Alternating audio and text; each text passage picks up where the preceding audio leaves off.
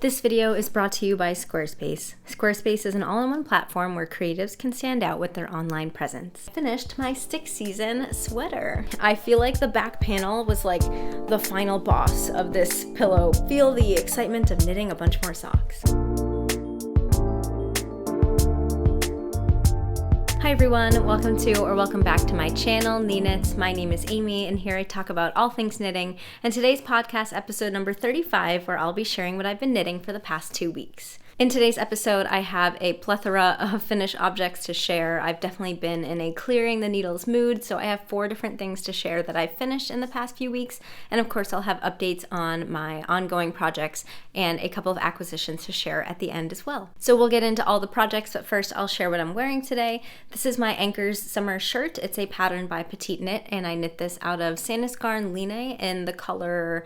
I forget the color. It's some sort of rose pink color, and I really enjoy wearing it. I feel like I've been having a lot of opportunities to wear my knit t-shirts in the recent weather. It's definitely transitional spring weather here in Massachusetts, so I've been really enjoying getting some use out of my knit tees.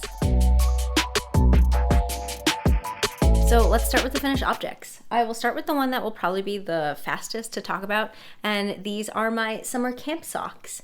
And I feel like socks are always an interesting project to share on the podcast because I usually will share, one sock is finished and then I still have the second sock, but I kind of already covered everything about this sock when I talked about the first one in the last episode. But if you're unfamiliar with this project, these are the summer camp socks. It's a free pattern by Jill Zielinski, and it's a basic sock pattern that is knit cuff down and features 3x1 ribbing and a heel flap and gusset. And the yarn that I use for mine are 2 different yarns. I used Sorella Yarns Nylon Sock. The main body color is 1989 from the Taylor Swift collection. This beautiful variegated kind of like purple and pink and red and a little bit of like gold and brown in there. Made a really beautiful pattern, kind of self-striping, but not really. And then the contrasting color, I used a mini from the Winter Tonals mini set that Sorella had sent me. This is the color Bunny Slope, which is a very pale minty green. So I finished these socks within the past 2 weeks. Really glad to have these off the needles. These were kind of like a lingering project. I had started the first one. I didn't even get to the heel flap and gusset before like putting it away, and then I just didn't touch it for about a month, and then I felt re-inspired to get my socks back on the needles or back in rotation. So I quickly finished the heel flap and gusset of the first sock and then just really wanted to work on the sock. So I finished the whole first sock really fast, immediately cast on the second sock, and now I have this cute little pair. I've blocked them and worn them, I think once, and yeah, I really like them. I'm definitely back in my sock knitting, era, I could say. I don't know. I'm feeling very motivated to knit a bunch of really fun socks. I really like how this pattern fits on my feet. It is ribbed, so it does give a lot of like extra hugging to the foot, and I think the athletic stripes are a really fun little accent. I like how I did the heel the same color as the rest of the sock and just kept the accent color for the toe and the stripes. That was mostly inspired by Marlene from Marlene Knits, who had made the same pattern and chose to do the same color throughout the whole body of the sock, but then just do the accents on the toes and the little stripes. So that's what I did. I'm really happy with them. Really like the color. In total, I only used about 50 grams of the sock yarn for the main color, and I think I only used like 10 grams of the accent color, and it was a mini skein, so I pretty much used exactly half of each skein to make this single pair of socks. I'm not really sure what to do with the rest of the yarn. I feel like that's a problem that I have with hand-dyed sock yarn that's sold in 100 gram skeins. It's like I usually make a pair of socks and it takes half or less than half in a skein, and not really sure what to do with the other half of the sock yarn because I don't know, I feel like I'm kind of a one and done kind of person when it comes to variegated yarns. Like I could make a whole other sock with the same exact yarn, but I don't really know if I want to, so undetermined what I'll do with that. Maybe I'll de-stash it. We'll see. These are knit out of a 2-ply sock yarn, and I have stated multiple times that 2-ply sock yarn is not my favorite type of sock yarn. I have a 4-ply sock yarn preference. I just really like how it knits up a little bit smoother than the 2-ply, and I find that the 2-ply, they get really fuzzy like really fast. As soon as you wear them or apply any sort of friction, I feel like they immediately, it's not necessarily pilling, but you can kind of see they kind of get like a fuzzy halo pretty fast, and it's just not the most durable for long wearing socks. I don't actively purchase 2-ply sock yarn anymore if I know I'm going to use the yarn for socks. I had purchased the 1989 yarn a bit before. I kind of made that mental decision that going forward I only prefer 4-ply sock yarn, but because I have it, you know, I'm not going to use it, so that's just my preference on sock yarns. And I'll try to show like a picture of what the stockinette stitch looks like in the 2-ply sock yarn versus a 4-ply sock yarn. I just think the 4-ply, it just looks smoother. I just like the way the stitches lay a little bit flatter, and usually 4-ply sock yarns have a little bit more nylon, so they are also a more durable material than like a 20% nylon 2-ply sock yarn. But besides all that, really excited to have these socks done and add them to my sock collection. All right, my next finished object is my Astrid Pillow, and this is a pattern by Mallory Crawl, and it is a crochet pattern. I had crocheted this pillow as a gift for my friend, and I have since given it to her, so I don't physically have it today to show, but I tried to take as many photos and videos of it as I could, knowing that I'd be talking about it in today's episode. So the Astrid Pillow is made up of granny squares. There are 3 colors in each granny square, and it's kind of like a puff stitch style granny square that makes kind of like a flower looking design, which I think is really cute. It is a pattern meant for a 10 color mini set, but of course you can use any sort of yarn combos that you have. I used the Spring Tonals mini set from Sorella that they sent to me, and I used Barocco Ultra Wool in white or in the color Snow as the joining color. The granny squares are all crocheted separately, and the pattern does show you how to weave in your ends as you go, so hopefully when you're all done with all 25 squares, you don't have 25 times 3, 75 different ends to weave in all at once. And then there are video instructions in the pattern on how to do a continuous join as you go method to connect all 25 of those squares into a larger square piece of fabric.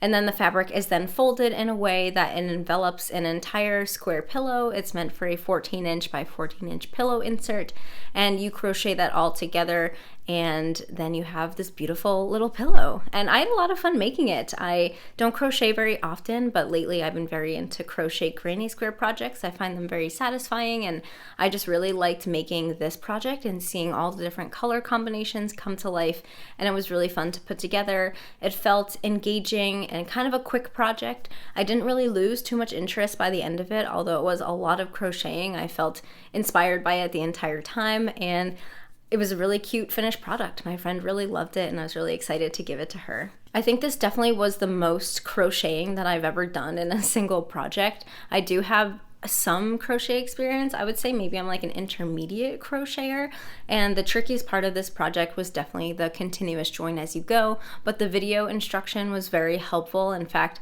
the pattern does not have it written out. The pattern strictly has a link to a private video that you only have access to if you purchase the pattern, and so you're entirely dependent on the video tutorial for the join as you go method.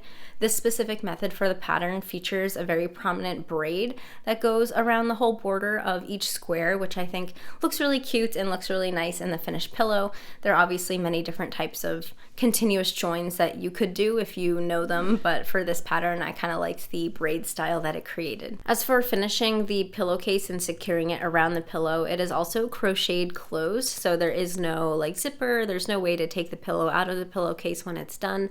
The video tutorial in the pattern I also thought was very helpful in explaining how to do all that. You basically seam it up with crochet slip stitches until you have just a little bit of open space left, and then you stuff the pillow in at the very end before doing just a few more stitches to close it off. So very big learning experience for me, but I really enjoyed it, and I'm pretty eager to make another one. I had a lot of fun making it. As for yarn usage, the pattern calls for, like I said before, one 10 color set of mini skeins that are traditionally 20 grams each of fingering weight yarn. You do hold the fingering weight yarn double, and I use a 4.5 millimeter hook. I think the pattern calls for a 5 millimeter hook, but I didn't meet gauge that way, so I sized down. And for the joining color, it calls for a 100 gram skein of worsted weight yarn. And I ended up using almost a whole skein of the joining color. I felt like I was gonna play yarn chicken, which made me a little bit nervous. This is how much I had left after finishing the whole pillow. I weighed it out. I ended up using a total of 90 grams of the worsted weight yarn to do the whole join. As for all of the colors in the pillow, it was pretty evenly distributed. I had 20 gram mini skeins, and I used a range of about 12 to 19 grams per color. And I weighed each of them specifically, and they're all listed on my Ravelry page if you're curious. I did follow the pattern schematic for colors, so if you follow the pattern schematic, you can see which colors, like A used X amount of grams and B used D amount of grams, something like that. Just interesting fun facts. I used the most of color G. I had very little left of color G, and I used the least of color B. So if you really like your color B, maybe switch it around because you're not going to use it that much. And if you really don't like your color G, maybe switch that around because you use it a lot. As for the color distribution, another thing I noticed after I finished the pillow is that on the back, there ended up being two sets of granny squares that touched each other that had the same exterior color. You can see in my pillow the dark green and the light blue. And for someone like me, I didn't really like that, but I didn't really know that was going to happen until I was all done. So there was no fixing of it that could have happened, but I know in the future, if I am to make this pattern again, I'm going to swap around the colors. I also wrote in my Ravelry project page which square numbers those were. I think it's like 6 and 10 and like 20 and 25. They both end up touching, so just make sure you have those pairs of colors have different exterior colors on the granny square. Again, that might be a lot if you're not making this pattern. You don't need to know that, but if you are and are curious, everything is listed online in my notes. Really happy with this pillow. Again, I'm really excited at the possibility to make another one. I think it really opens up a lot of possibilities to use like mini skeins. For me, with like mini skeins and colored sets, like those just aren't things that I gravitate towards for garments. And I think the idea of making these little pillows or home accessories with them really like opens up the horizons of like, oh, I like that color palette. What can I do with it?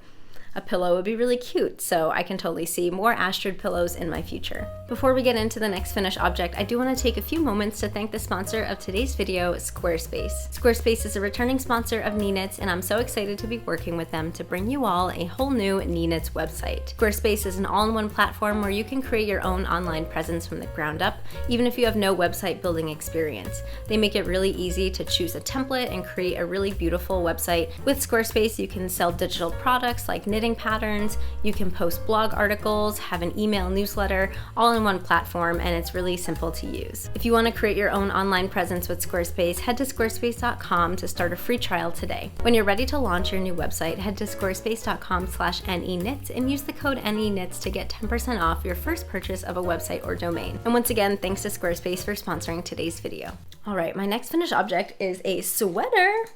I'm really excited. I feel like I am known for my garment knitting, and I haven't really been doing a lot of garment knitting, or at least I haven't been finishing a lot of garments, so I'm really excited to share that I finished my stick season sweater. It's a little off season, but I talked about how this spring and summer I am going to be knitting a lot of fall and winter knits just because I get more use out of them. And this is one example, my stick season sweater. It's a pattern by Rebecca Clow. It's a DK weight drop shoulder sweater, and it features this really cool broken rib pattern at the top of the sweater, and the rest is all stockinette. Main features include a lot of 2x2 ribbing, including this really nice 2x2 rib detail at the side of the body, and it features a folded 2x2 collar and lots of beautiful detail at the shoulder shaping with some 2x2 rib as well.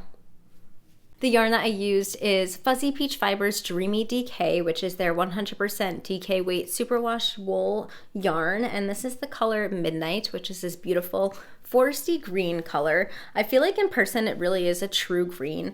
My camera, and I think cameras in general, have a really hard time picking up very deep like blues and greens, and I can tell in the monitor that it's leaning a little bit more blue in the digital rendering of this rather than in person. It is more of a true kind of forest green, but really love the color. I haven't knit something in this color yet, and I can tell it's definitely one of my my stronger colors. Like I can tell I'm gonna look pretty good in this color, which I'm excited to have this ready to go for the fall when it's cold enough to wear it again. I knit the size 3 for myself, which was supposed to give me 6 inches of positive ease, and that is at the top end of the recommended ease for this pattern.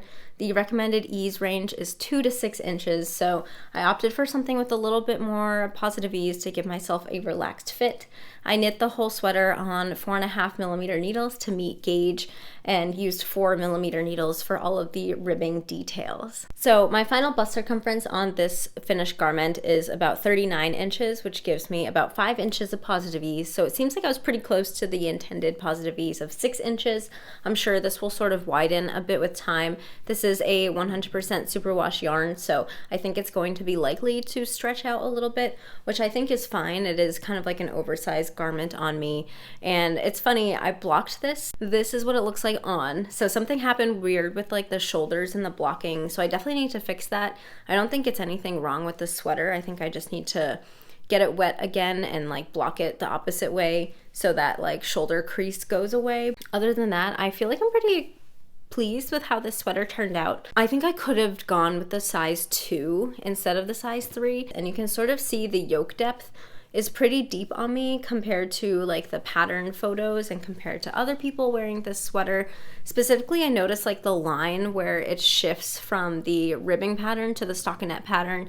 For me, it hits pretty low compared to other people wearing it, and not that it needs to match how other people wear it, but I think I prefer how it looks on other people when the yoke depth is a little bit shorter, and of course that would also mean that the armhole depth would be shorter, and I think in general that might have given me like a little bit better of a fit for my preferences, but I'm not unhappy with how it fits right now. I just think if I were to knit this again, I would know to do a size 2 rather than a size 3. In total, I used 452 grams of yarn for this sweater, so a little bit under 5 full skeins. I bought 5 full skeins, so that's good. I didn't run out of yarn. I used about 4.5, so I have half a skein left over of this beautiful green color, and overall very pleased with this. I did make sure that I made my like body length match what I wanted, and I made the sleeve length match what I wanted. I talked a little bit about how the sleeve length in the previous episode. I basically did all the decreases and then went straight into the ribbing.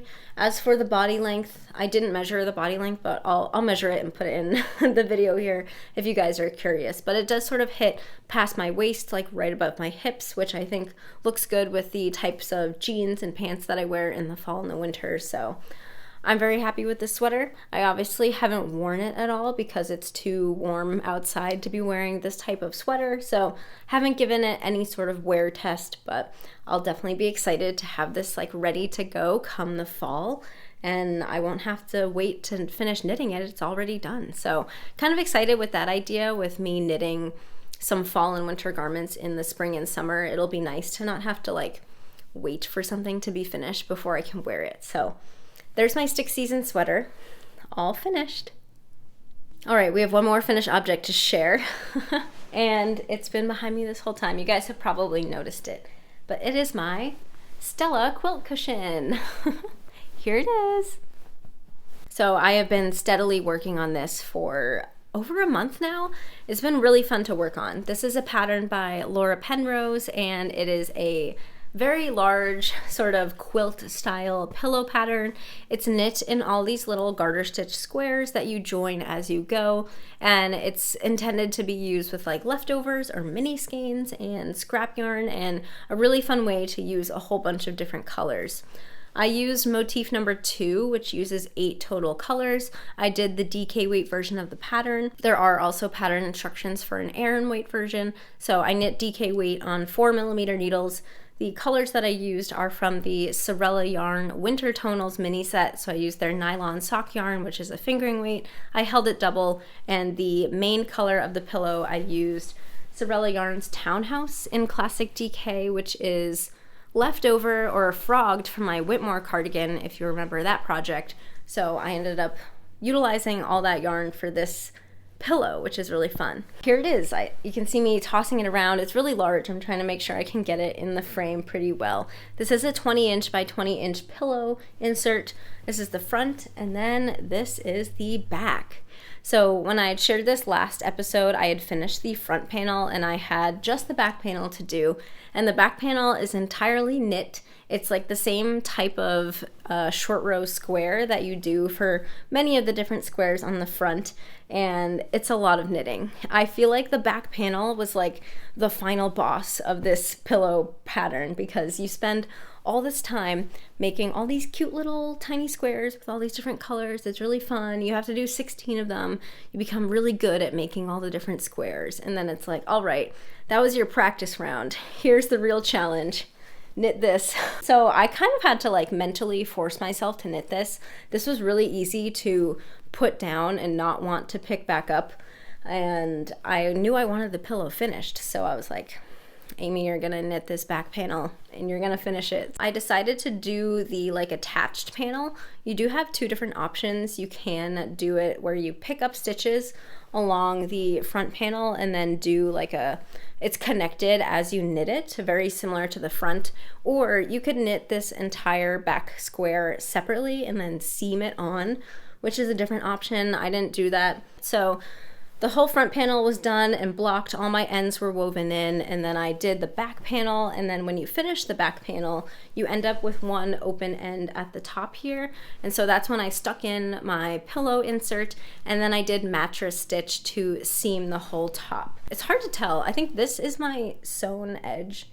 It does look very clean. I am very happy with how the seam looks. I think this was like a picked up edge, and then one of them is not a picked up edge, but overall, I think the pattern does a really good job at making very crisp lines, very crisp edges, and it just looks very professional, which I really enjoyed. So I mattress stitched it at the top, which means I have no access to the pillow inside anymore.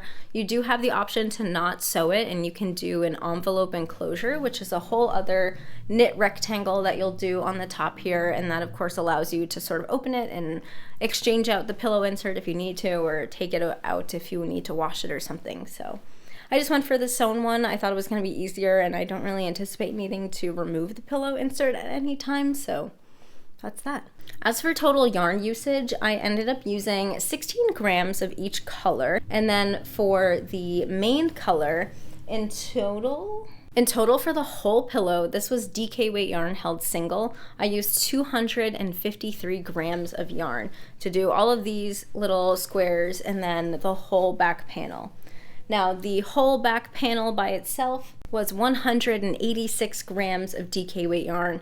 Like I said, very large, a lot of knitting, a lot of yarn. Just the front panel, just the main color here, I used 67 grams of the DK weight yarn. So that might help you if you're curious about yarn usage for this pattern. Similarly to my other projects, all of those are written down in my Ravelry project page if you need to refer to them again for your own project. It uses a lot of yarn. Like, this is a big pillow, and I feel like it uses more yarn than you might anticipate, especially for this back panel. I did use hand-dyed yarn for it because I had it available to me. I did mention before that this was all frogged from my Whitmore cardigan. It was a project that didn't really work out, and also like a color that I don't really love anymore. So I didn't mind using it for something like a home accessory.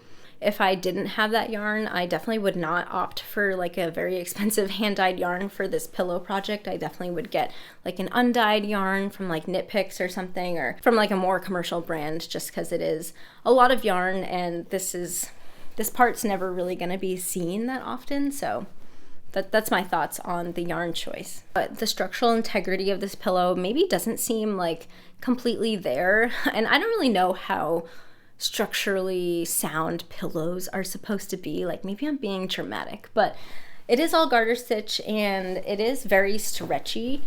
Like you can see here, it's very stretchy. You can see at the corners, like it kind of sags when you put it down on a surface. And I think this might have risk of like stretching out over time. Like, I don't know.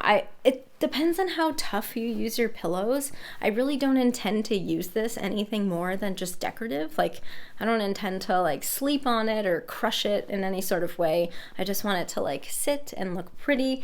So I don't know. I think it'll be fine. I think though, if I were to make this again, because I keep talking about the back panel, how it used so much yarn, it was so much knitting. If you have the ability to sew, I feel like I would recommend just sewing the backing with fabric instead of knitting it. I like how the pattern is knit because it gives people like me who don't know how to sew the opportunity to just knit the whole thing.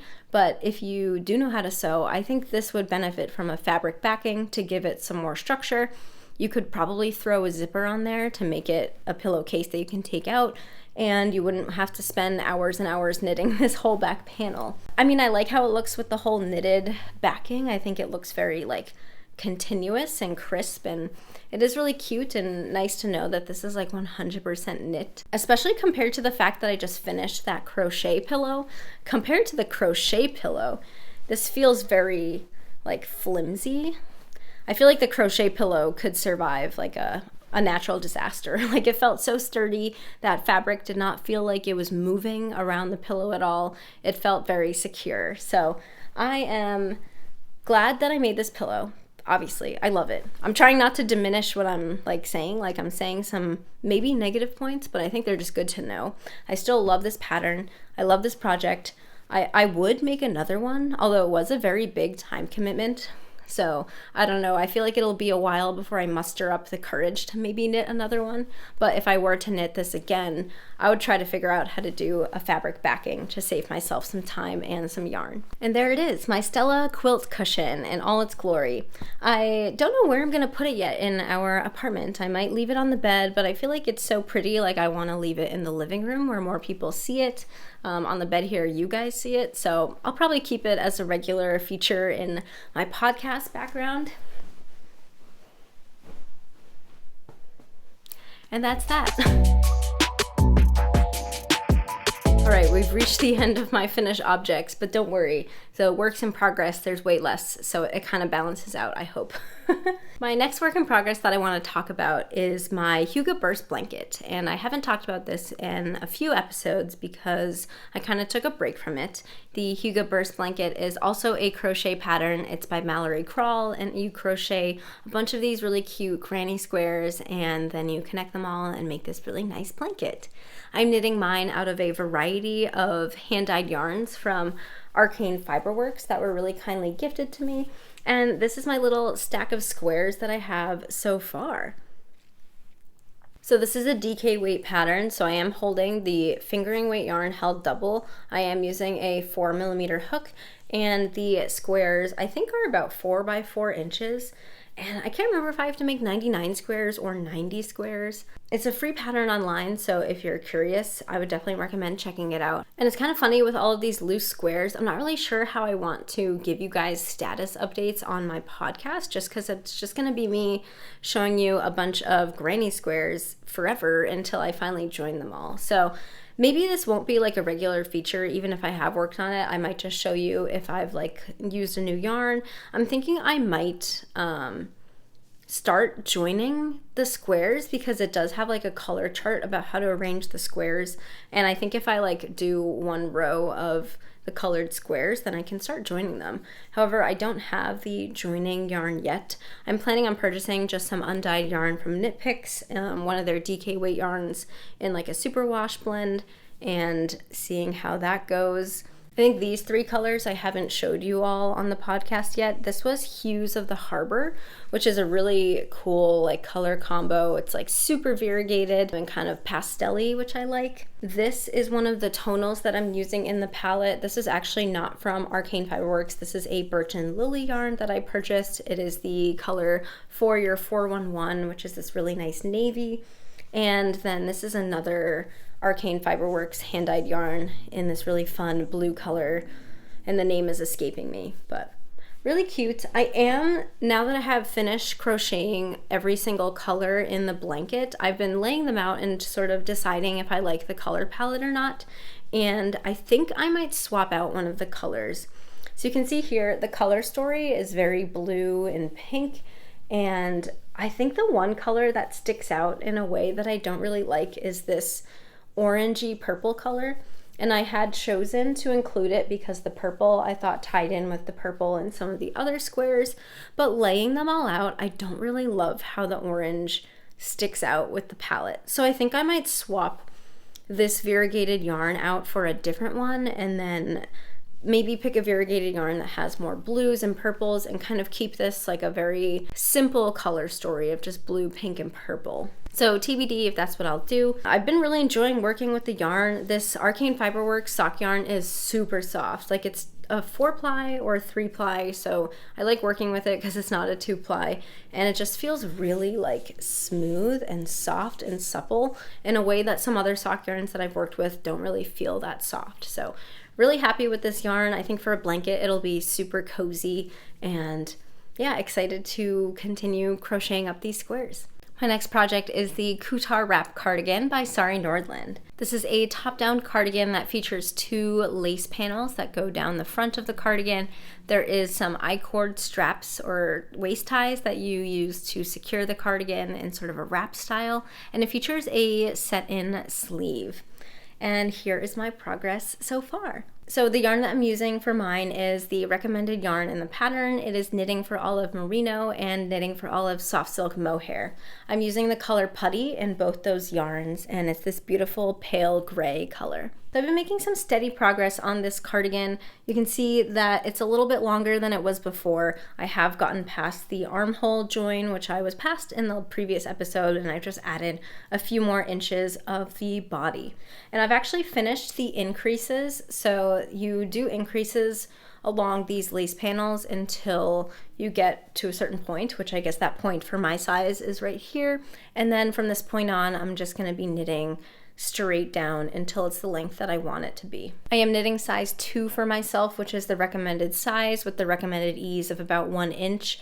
And I am using 5.5mm needles to knit this project to meet gauge. So it's a little bit of an airier, looser gauge, which makes a really nice fabric that's kind of, I don't know how to describe it, kind of drapey. It's not super thick, and it is knitting up a lot quicker than if it was like a 4mm project. So really enjoying this style of fabric. This is a wrap cardigan, and it has an interesting closure with an I-cord, 2 I-cord like drawstrings, or I don't know what to call them. Like, they're not straps, they're kind of like waist ties, like a belt, I don't know.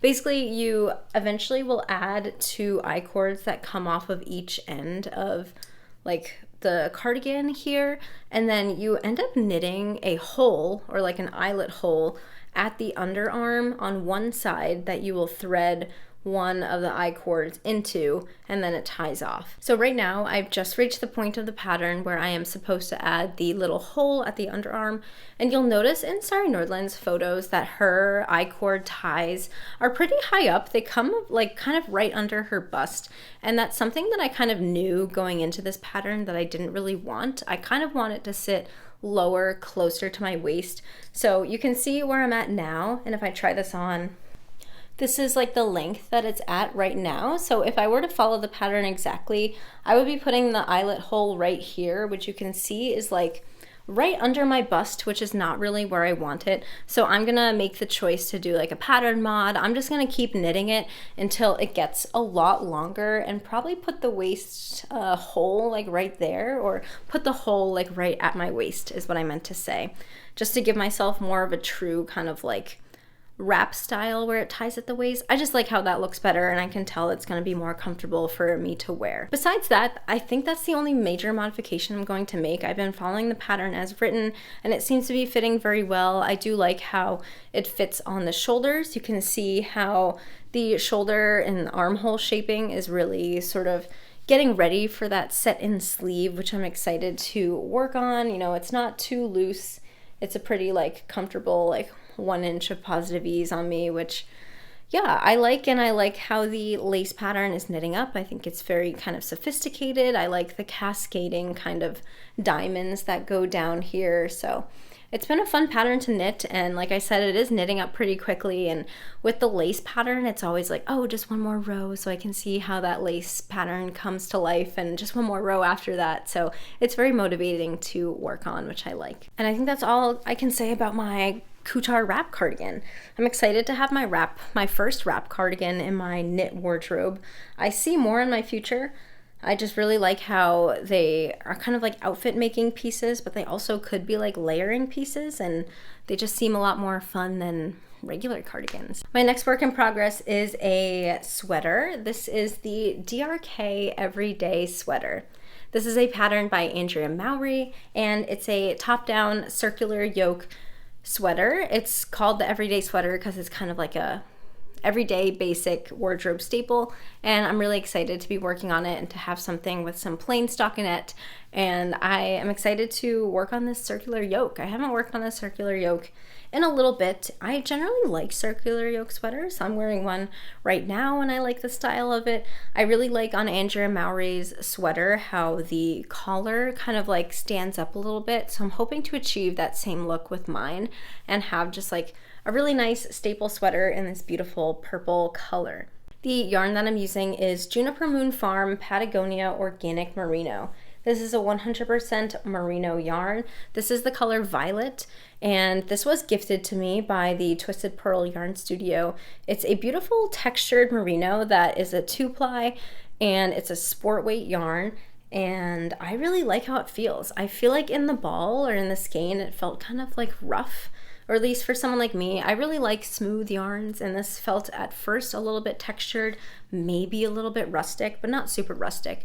But I feel like as I've been knitting it, it knits a lot differently than it feels in the ball. This is making a really smooth fabric. It feels very like soft and like lofty, and I'm just overall really enjoying how it's being knit up more than I expected to like it, which is pretty cool. I also like how the yarn itself, it has some texture, it has some very slight thick and thin, nothing dramatic, but definitely just like a little bit.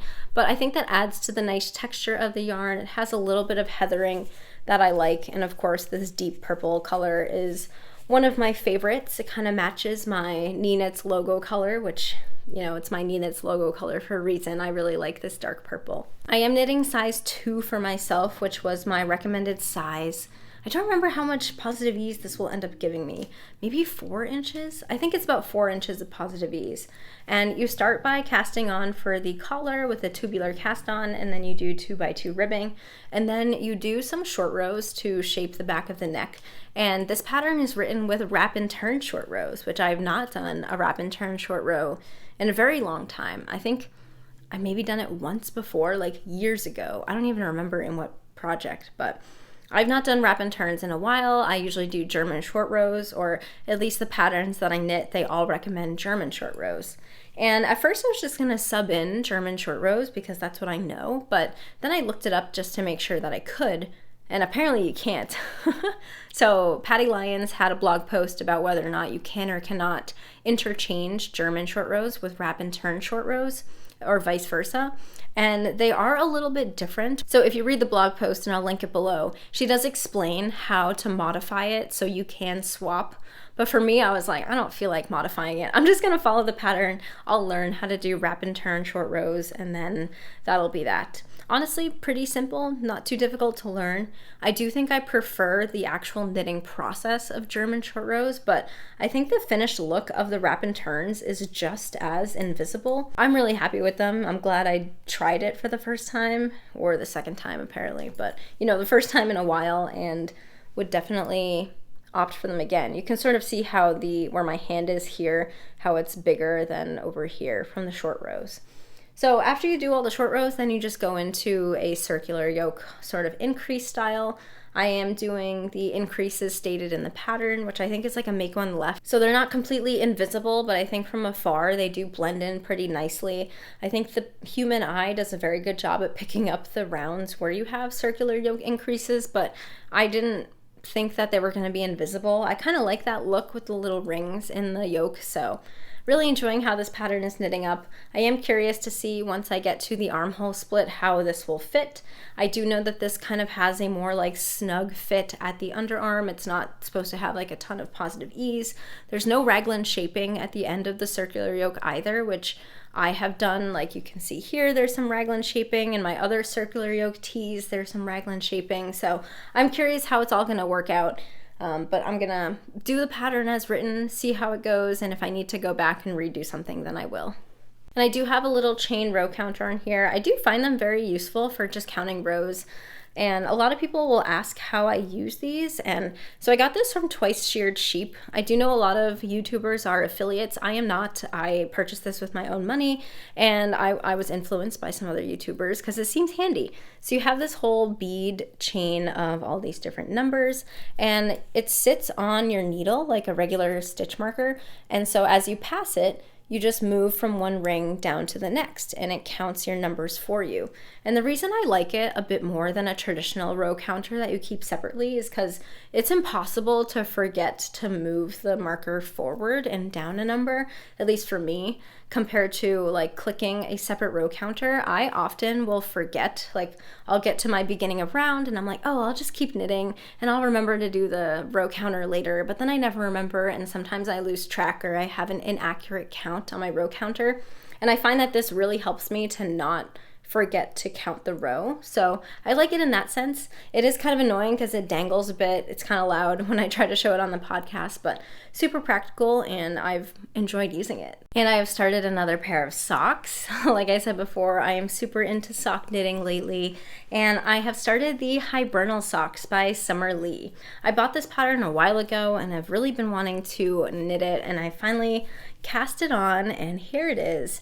The Hibernal socks are these really cute kind of faux cabled ribbed socks, and I really like them. I feel like they're a very classic looking sock. They have some excitement. The faux cabling is fun because you don't need a cable needle. The yarn that I'm using for these socks is Night Bright Yarn Co.'s Bright Sock Yarn. So this is a 4-ply sock yarn. It is a 75/25 superwash merino nylon. This color is called Seashells, and this was gifted to me as a promo, but it's really nice. It's kind of like this pale orangey color with some variegation, and there are some speckles in there too. And I chose this yarn because I kind of liked the speckled look, or the tweedy look, that Summer Lee has in her sample photos of the Hibernal socks, and I thought that this sock yarn kind of matched that vibe. I don't have any tweed sock yarn, or at the time I didn't have any tweed sock yarn to use, so I thought that this would be good. You can see here, it is pretty variegated. I think in hindsight, I would not have picked as a variegated yarn for this sock pattern. I feel like in the ball, it looked less variegated than it does knit up, but maybe that's just me. But regardless, I still think it looks super cute. I opted for a shorter cuff because I have a lot of tall socks, but I feel like now that it's spring and summer, I kind of want more shorty socks. This is not a shorty sock, but I just made it a little bit shorter than what the pattern said to, and I think it'll be a good length. I think my next pair of socks might be a shorty sock, just so I can wear them more with my summer sneakers. I made the size medium for myself, which is 64 stitches on a US 1 2.25 millimeter needle. They are pretty cute. You can see the pattern up close there, and you can sort of see what I mean with the variegation. It does kind of distract from the pattern, but not entirely. You know, I could have had a better yarn choice, but I also could have had a lot worse of a yarn choice. But regardless, I think they're cute and will be a fun addition to my sock collection. I am on the second one, so I don't think it'll be too long before these are finished. There are a lot of socks that I want to knit, so I feel like that's motivating me to get through each sock so I can cast on the next pair. I feel like I'm not someone to ever have more than one pair of socks on the needles at a time. We'll see if that changes. I don't know if that's a good or a bad thing if I start having multiple sock whips at a time. But I've always just in my mind thought that, you know, one sock at a time would help me focus on it and not make them abandoned projects. So these are my Hibernal socks. Let's let's talk about some acquisitions and some future cast-on plans that I have. First, we'll talk about what I'm casting on next, and I'll start with one project that I'm pretty sure I'm going to cast on this afternoon. You just saw I have a ton of projects that have left my needles, so I feel like I have the opportunity to start a new project, which is always very exciting. And I've been intending to knit the Asopo Cardigan by Sari Nordland. It is a pattern from her book Softly, and it's a worsted weight cardigan. It is sort of a drop shoulder style. There are two versions in the book. You can do a long version with a belt and pockets, or a cropped version, and I'm going to be knitting the cropped version. I have this yarn that I got from Woolberry Fiber Co. This is their berry rambouillet worsted yarn in the color called It's Bread. And it is a 100% non-superwash rambouillet yarn. It is a worsted weight, and the color It's Bread is like this brown red color. And the pattern is a worsted weight pattern. The recommended yarn is Derirum Natura Gilead. I don't have that yarn, but this yarn I think will work well for the pattern. You can see here it's a 2-ply yarn. You can see that the cake itself, it has a lot of texture. It kind of looks very like ropey. And there is the yarn itself. So I was curious how it was going to knit up. Now, I purchased this yarn. I knew that it was a 2-ply, like it's very obvious in the photos, but I don't know, I feel like I anticipated it to be not as dramatic as it looks. So here's my swatch. And you can see how the 2-ply knits up in stockinette. It gives it a very textured look. It's certainly not as smooth as like a more round yarn with more plies. And at first I was kind of disappointed. And I don't know why I was disappointed, because like I said, I knew this 100% going into purchasing this yarn, that it was going to knit this way. But maybe I anticipated something else. I don't know. But at first I was disappointed, but then it kind of grew on me. I was like, well, I have this yarn, and I was excited to purchase this yarn. I'm excited to knit with this yarn. And it is 100% rambouillet wool, which I've never knit with 100% rambouillet before. It is American grown and spun, and it is super like lovely. I don't know how to describe fabrics well enough, and I feel like I should because I'm a knitting podcaster, but the way this yarn feels is just unlike any other yarn that I've worked with. It is super like smooth and like supple and bouncy. And those are those are words that I would use to describe like a superwash yarn. Superwash yarn has like a bounce and it's like springy and smooth, but this is like different in so many different ways because this is non-superwash, and it just feels so like, it feels luxurious. It almost feels velvety. It feels lofty. Like it's a worsted weight fabric, so it's kind of thick compared to what I'm used to, but it doesn't feel heavy. And I'm like really excited to see how this will knit up in an entire garment. So texture aside, would I have preferred this yarn to be like a 4-ply? Yes, but I'm gonna cast this on with this 2-ply yarn. The pattern itself is mostly stockinette. There is some texture and some cables on the sleeves, but I think it'll be kind of fun to have like this textured yarn in the stockinette fabric, and it'll be interesting to see how this plays out in the cables. And I kind of got a preview of this pattern by watching Airy Knits, who also has a podcast here on YouTube. I really enjoy watching her projects, and she just finished her Asopo cardigan, and there were a lot of details that I didn't know were in the pattern until she explained them in her podcast. Like for example, the sleeves are actually knit in reverse stockinette. So the sleeves have cables that are surrounded by a sea of purl stitches, which I think will be a fun contrast with the stockinette body.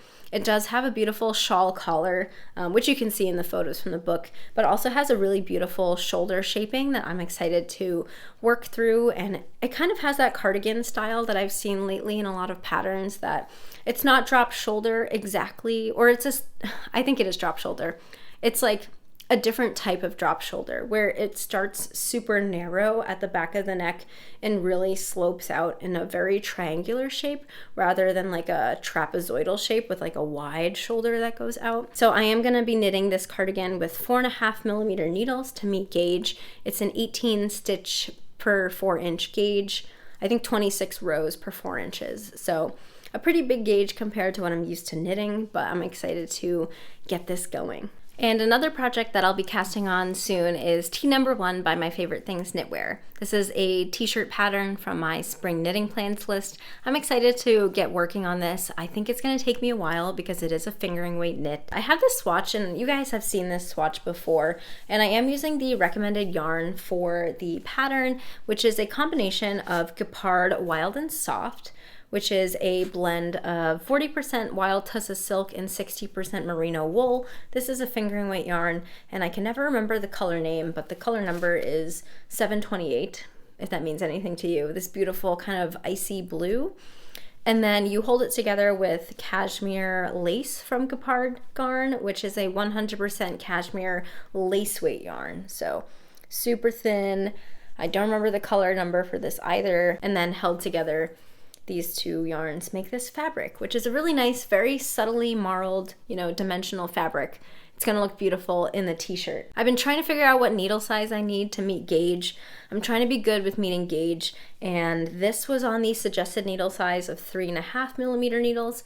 It was a little bit tight in terms of both stitch gauge and row gauge. I think I was 1 stitch off for the stitch gauge, but my row gauge was like a lot of stitches off. So I then swatched this tiny little swatch on wooden needles. So this I made with my stainless steel Chowgoos, which are my preferred needle material, or my other needle material that I use are my Knitter's Pride Nova Platina needles, which are like a chrome plated nickel needle. So I've read that changing your needle material can affect your row gauge. So I decided to try my wooden needles, my Knitter's Pride Dreams needles.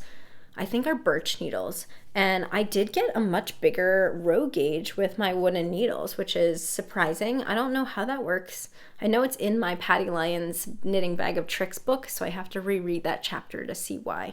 But somehow the wooden needles made my row gauge match a lot more than with my metal needles. However, I still wasn't quite there, and I don't have wooden needles in the next size up. So I need to go to my yarn store and get some needle tips and try that. I'm pretty confident that that'll work, and if it doesn't, I think I still might go with it because I am pretty close, and I can always do adjustments because it is a stockinette pattern. It's pretty easy to do gauge adjustments if you need to. So once I get my new needles, I'm actually gonna go straight into the pattern. So the pattern starts with these shoulder panels, which are little stockinette blocks. And they're honestly pretty similar in size to a classic gauge swatch. So I'm just gonna get my new needles, do the first shoulder panel, block it, and then if it meets gauge, awesome, I'll keep going. If it doesn't meet gauge, but if it's really close, I'm just gonna do some calculations and figure out if I need to make any pattern adjustments and then go from there. So that'll be the start of my Tea Number 1 and the official first summer-spring pattern of the year that I'll be knitting. All right, we are almost at the end. I have one more thing I wanna talk about, and this is a long episode. I feel like I said last episode was long, but it really wasn't, and this is definitely a long episode. But hopefully you guys are enjoying it. Thanks for sticking with me to the end if you're still here.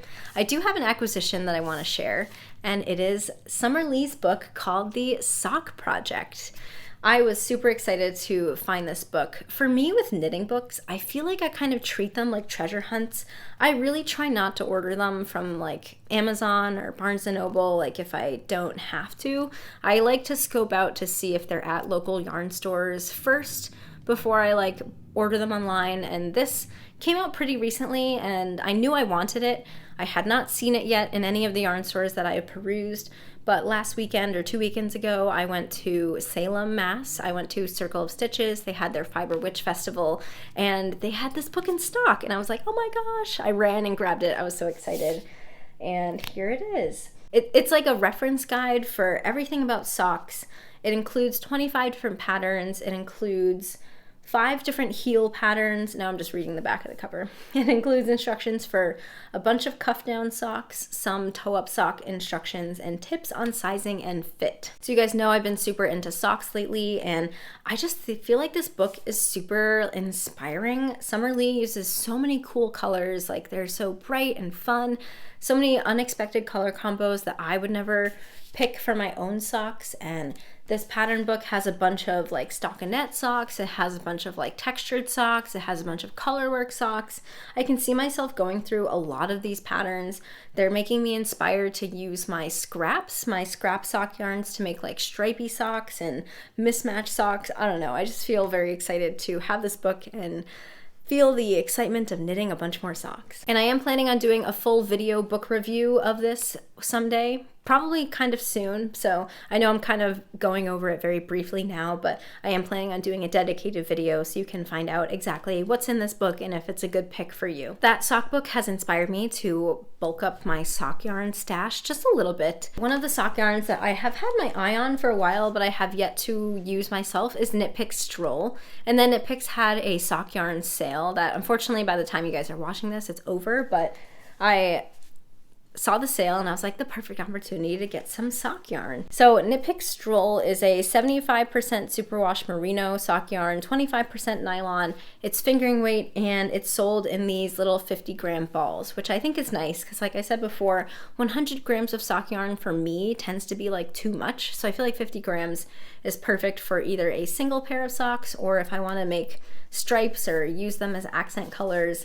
So I got a bunch of colors. Here they are.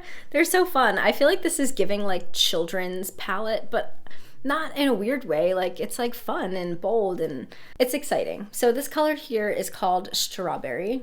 This is Electric Blue. And then I got this color called Pea Pod.